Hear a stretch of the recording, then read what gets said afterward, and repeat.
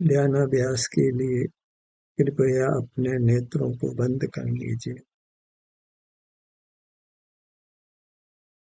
आपका अमूर्त शरीर ही सुख स्वभावी है, सुखदाता है। सुख के लिए अपना मुख अपने अमूर्त शरीर की ओर रखिए।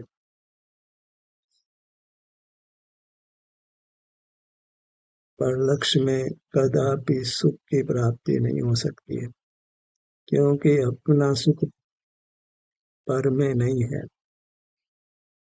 अपना सुख अपने अमूर्त शरीर में है। इसलिए बहिर्मुख रहना वृथा है, अनर्थकारी है।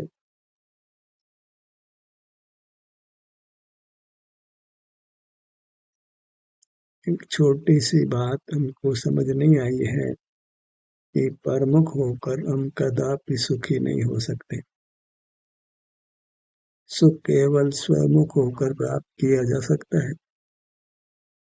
सिर से पैरों तक हमारा अमूर्त शरीर है, जो इंद्रिय गम्य नहीं है। वहीं स्थित मूर्त शरीर को देखकर उसमें हम अपनापन कर लेते हैं या उसमें परायापन कर लेते हैं। सारा व्यवहार मूर्त शरीर के संबंध में ही होता है। यह मूर्त शरीर मेरा है या मेरा नहीं है, इतने में ही हम इतिश्री कर लेते हैं। अपने स्वरूप को, जो मूर्त शरीर है, उसको नहीं पहचानते। मूर्त शरीर मेरा नहीं है या मेरा है, ये पर चर्चा हुई। इसमें कहीं अपना स्वरूप लक्षित नहीं होता है। इस मूर्त शरीर में ही हमारा अमूर्त शरीर है, जो सुख स्वभावी है, सुख का भंडार है, सुख का पिंड है। उसी में हमको स्थित रहकर अनंत काल सुख से रहना है। लगता है हमारी भूल छोटी सी है।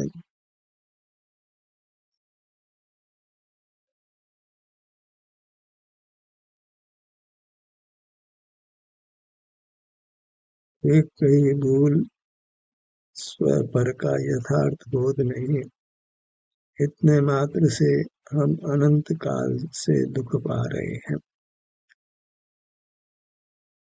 किसी पर को पर मानते हैं, किसी पर को स्व मानते हैं, और अपना स्वरूप गुप्त ही रहता है। जानना, चर्चा, विचार सब पर के संबंध में है। अपना स्वरूप बहिर्मुखता में हमने खो दिया है। अपने स्वरूप को खोना अर्थात सुख को ही खोना। हमारा स्वरूप सुख ही है। वह शरीर के आकार में है, नाना अंगोपांग के आकार में है। सुख ने शरीर का आकार लिया है, अंगोपांग का आकार लिया है, हाथ पैर आदि अंगों का आकार लिया है। इसलिए हाथ पैर, कान, नाक, ललाट, सिर, ये सब सुख के ही पिंड हैं, सुख के ही बने हुए हैं। जैसे चीनी के कई खिलौने बना दिए जाएं, तो उनको भले ही हम खिलौना कहें, पर वास्तव में वह सब चीनी ही है। ऐसे ही सुख के नाना आकार बने हैं, हाथ पैर, अंगुलियां, हथेली, कोहनी, कंधा, पर ये सब सुख के ही आकार हैं, सुख ही है। चीनी को कोई भी आकार दीजिए, वह चीनी ही है। ऐसे ही हमारा मनुष्य आकार है, वह वास्तव में सुख का ही आकार है। हर अंग सुख का ही बना हुआ है। किसी भी अंग के सन्मुख होंगे तो सुख ही अनुभव में आने वाला है, सुख ही होने वाला है। इसलिए हमें इतना ही करना है कि अपने अंगों के सन्मुख होना है। अपने ध्यान को अपने मुखमंडल पर लाइए। मुखमंडल है वह सुख का ही मंडल है, सुख ही है। इसलिए मुखमंडल पर आना अर्थात सुख पर ही आना है। उससे हमें सुख का ही अनुभव होना है। सिर के भाग पर आइए।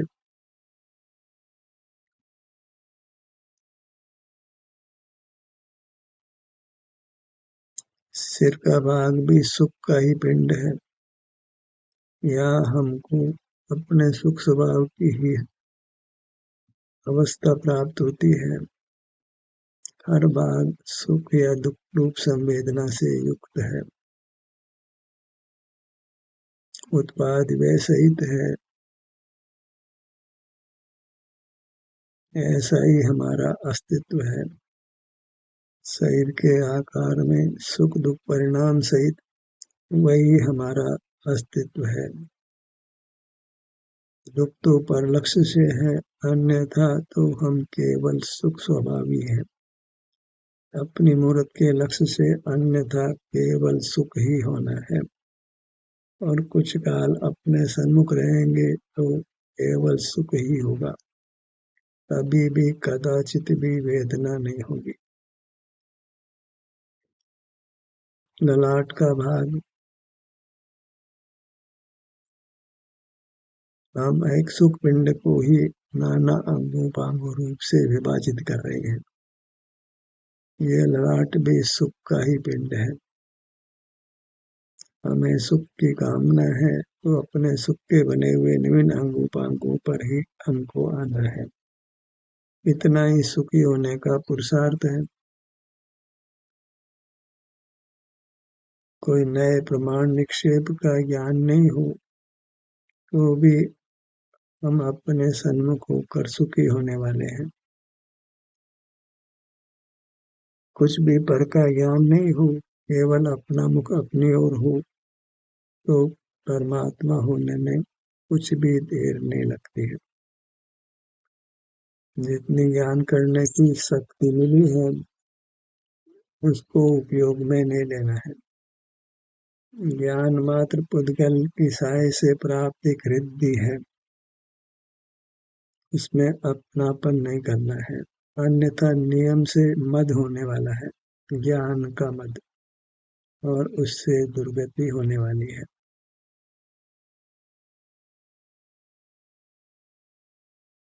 विशाल ललाट का भाग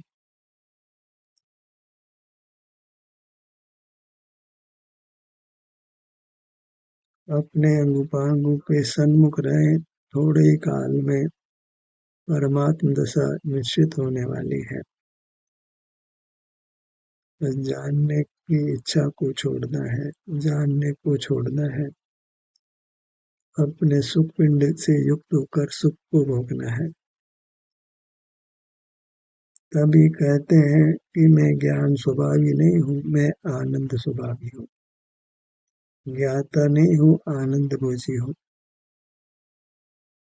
अपने सन्मुख होने से होने वाले आनंद को भोगने वाला हूँ।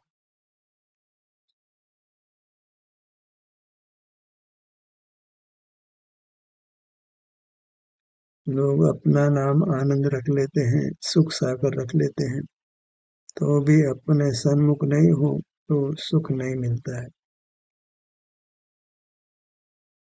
कोई अपना नाम खुशी रख लेता है, खुश रख लेता है, पर यदि अपने सन्मुख नहीं हो तो नाम मात्र से कुछ भी सुख नहीं मिलता है। असल में तो नाम का अर्थ किया ही नहीं जाता है। नाम पहचान के लिए दिया जाता है, अन्यथा तो जीव के साथ कोई नाम का व्यवहार नहीं है। परमात्मा को कोई नाम संज्ञा नहीं रहती है, वे नाम रहित हो जाते हैं। नाम का प्रयोजन वहीं तक है जहाँ तक हम व्यवहार में खड़े हैं, पर लक्ष्य में खड़े हैं, परमुखी हैं। स्वलक्ष्य में फिर हम वो नाम का निक्षेप नहीं है। गुरु मध्य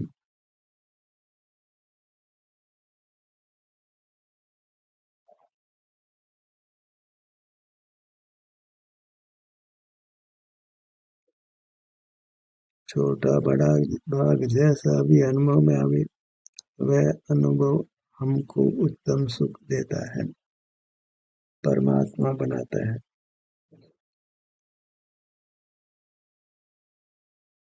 मोक्ष मार्ग में इंद्रियों का कोई काम नहीं, मन का भी कोई काम नहीं, मस्तिष्क का भी कोई काम नहीं। देव का काम नहीं, गुरु का काम नहीं, शास्त्र का काम नहीं, तीर्थ क्षेत्र का काम नहीं। सुख के लिए तो बस अपना मुख अपनी ओर करना, इतना ही पुरुषार्थ है।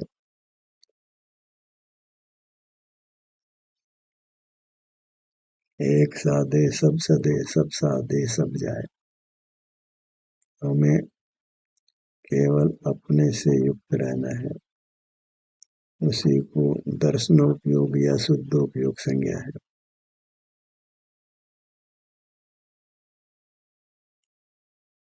कर्म की क्या स्थिति है, उसका अभी विचार नहीं करना है।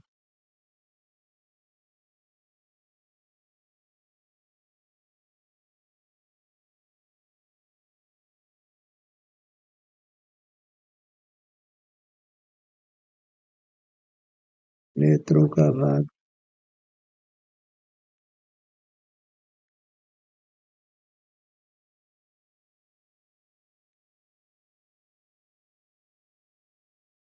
बाहर में अनुकूल प्रसंग हो कि प्रतिकूल प्रसंग हो, दोनों से ही हटकर हमें अपने सन्मुख रहना है।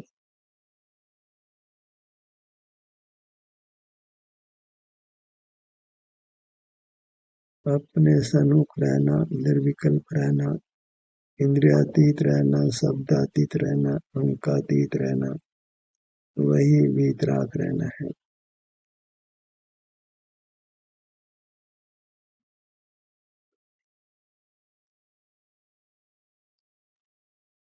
बाया नथुना,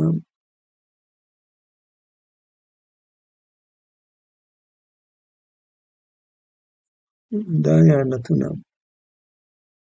इधर आते हैं तो कदाचित श्वासोश्वास का भी अनुभव हो, पर यह निश्चय जान लेना कि ये हमारा विभाव परिणाम है, शुद्ध स्वरूप नहीं है।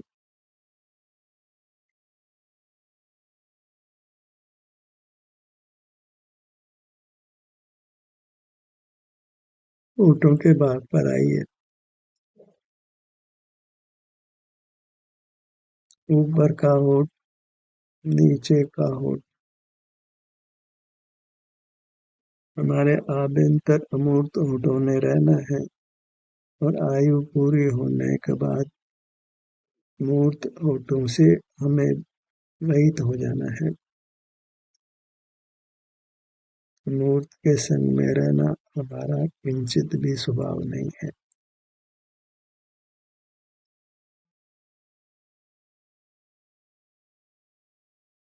मुख के भीतर ऊपर की दंत पंक्ति, नीचे की दंत पंक्ति,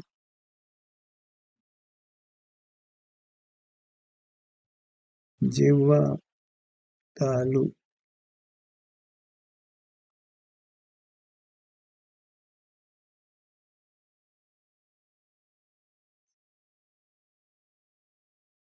जैसे हम बाहर में मूर्त पदार्थों का सेवन करते हैं, आहार ग्रहण करते हैं तो हमें आहार के स्वाद का ज्ञान होता है, या अंतर्मुखता में हमको अपना स्वाद अनुभव में आता है, और अपना स्वाद तो सुख है, तो अपने लक्ष्य में सुख का अनुभव होता है।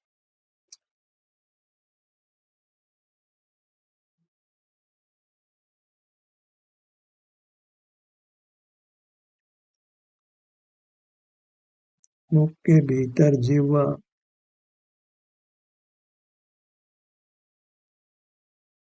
तालु, जैसे हम रोज रोज भोजन करते हैं, प्रातः करते हैं फिर संध्या को करते हैं, वह पुनरावृत्ति हमको दोष रूप नहीं लगती है, क्योंकि कामना सुख पाने की है।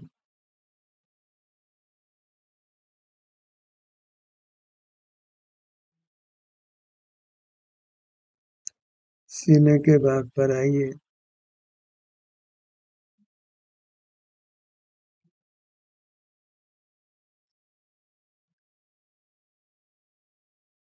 इस प्रकार हम अपने सुख शरीर से जुड़कर सुख पाते हैं। आगम में अपने शरीर को ज्ञान शरीर कहा, तो वही चूक हो गई है। संसारी प्राणी भले ही ज्ञान शरीर भी हो, पर वह अशुद्ध स्वरूप है। परमार्थ से हम सुख शरीर हैं।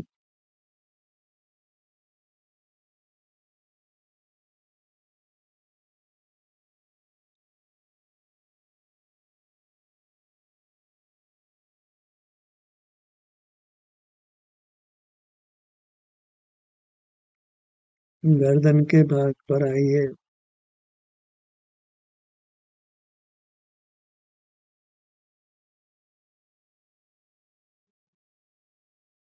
सुख के अनुभव को निरंतर बनाना है। जो इंद्रिय ज्ञान करते हैं वही सुख में विघ्न उत्पन्न करता है। उसी को अंतराय कर्म जानिए।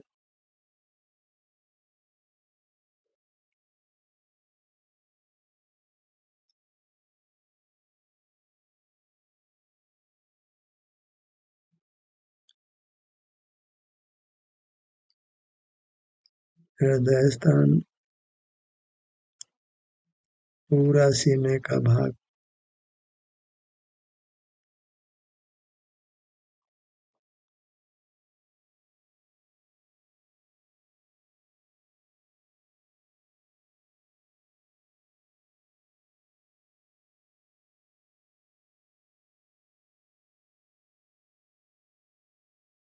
हृदय स्थान,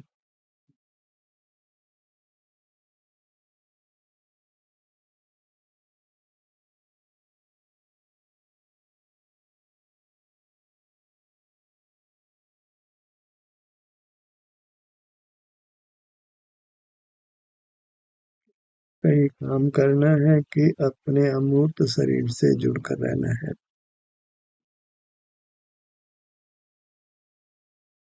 फिर भी हम यदि अपने अमूर्त अंग पर नहीं आ पा रहे हैं, तो उस अंग पर अपनी हथेली लगाकर वहाँ की संवेदना को महसूस कीजिए। पर यह वास्तव में अपवाद मार्ग ही है।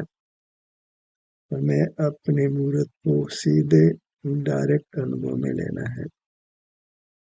फिर भी यदि हम अपने सन्मुख नहीं हो पाते हैं, तो अपनी हथेलियों को ही विभिन्न भागों पर लाकर वहाँ की संवेदनाओं का अनुभव करना है।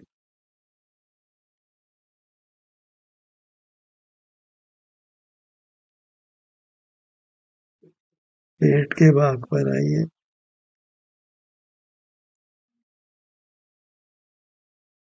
जैसे भी बने, हमें अपने शरीर से जुड़कर रहना है।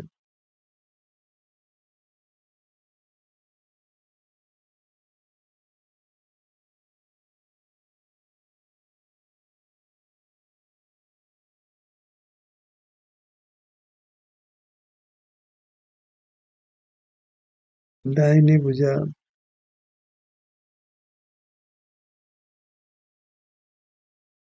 पांचों उंगलियां,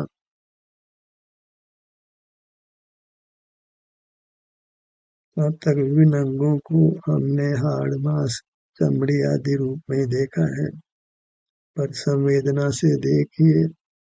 संवेदना में भले ही मूर्तता मिली हुई हो, पर संवेदना मूर्त नहीं है।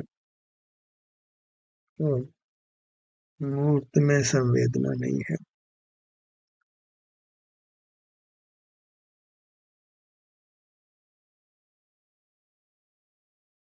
दाहिने हाथ की हथेली,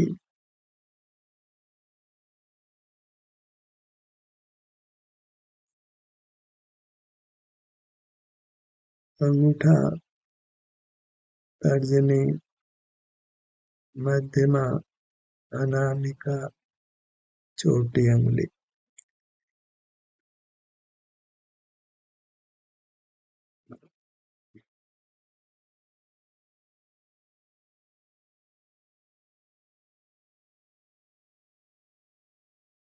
कलाई,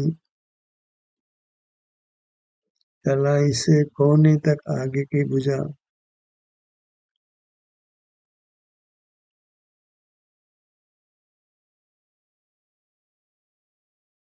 कोहनी, कोहनी से कंधे तक ऊपर की भुजा।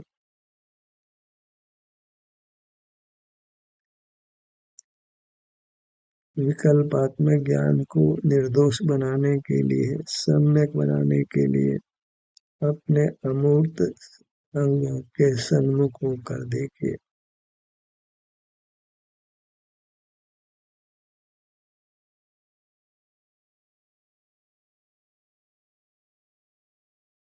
बाई भुजा पर आइए, बायां कंधा, कंधे से कोहनी तक ऊपर की भुजा,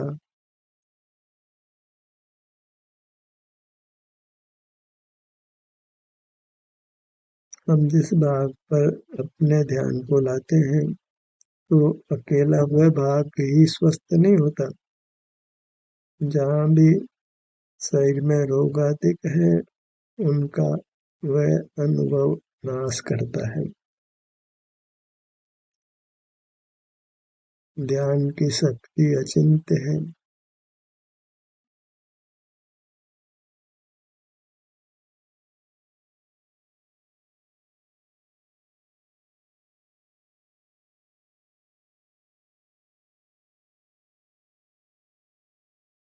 बाई हथेली,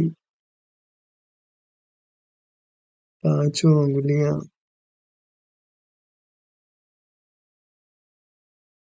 अंगूठा, तर्जनी, मध्यमा, अनामिका, छोटी उंगली,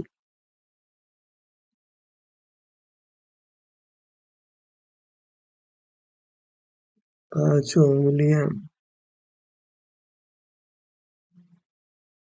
दोनों भुजाएं,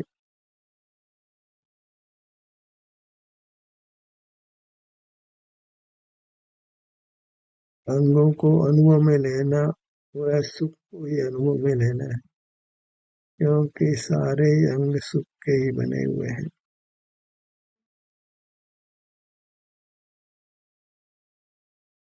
दाहिना पैर, पगतली, पांचों उंगलियां, एड़ी,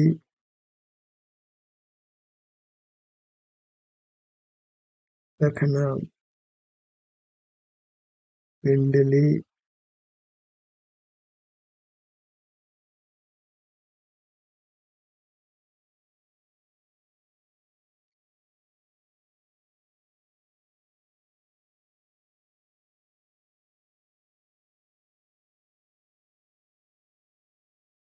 अपने ध्यान को अपने बाएं पैर पर लाइए।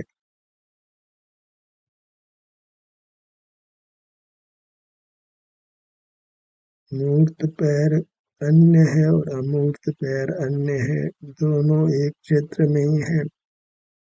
अमूर्त पैर हमारा है, मूर्त पैर बुद्धगण का है।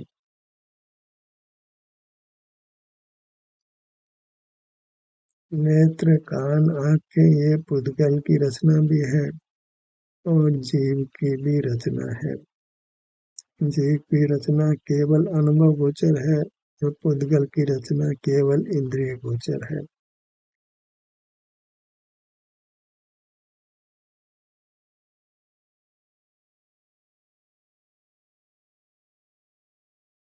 दोनों पैर एक साथ अनुभव में लीजिए।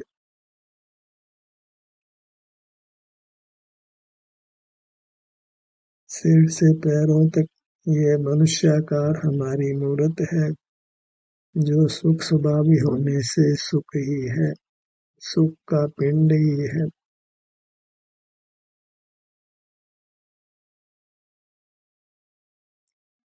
जब कभी कर्म का संयोग पूरी तरह समाप्त होगा तो स्वतः ही परमात्म पद प्रकट होना है, परमात्म सुख मिलना है।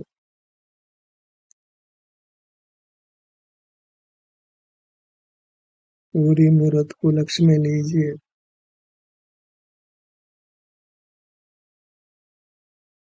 एक ही भावना रखिए कि अपनी मूर्त का लक्ष्य निरंतर हो।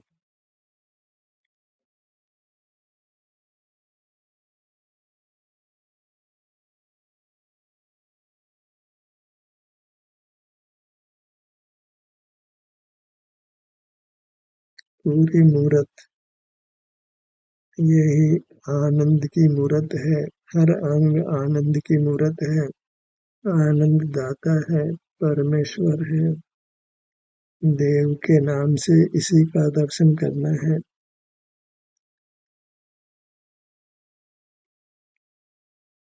इसी को नमन करना है और यह दर्शन के फल में हमारी अमूर्त काया हमको सुख देती है।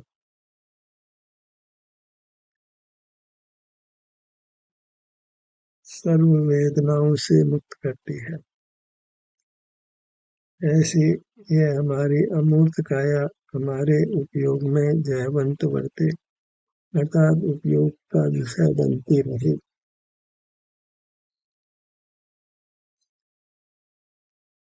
ध्यान का सत्र यहीं समाप्त होता है।